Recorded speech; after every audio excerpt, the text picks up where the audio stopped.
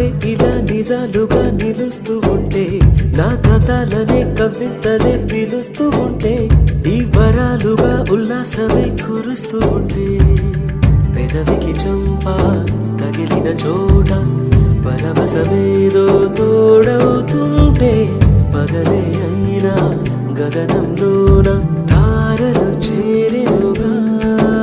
నిజంగా నేనేనా ఇలా నీ జలలో ఉన్నా, ఇదంతా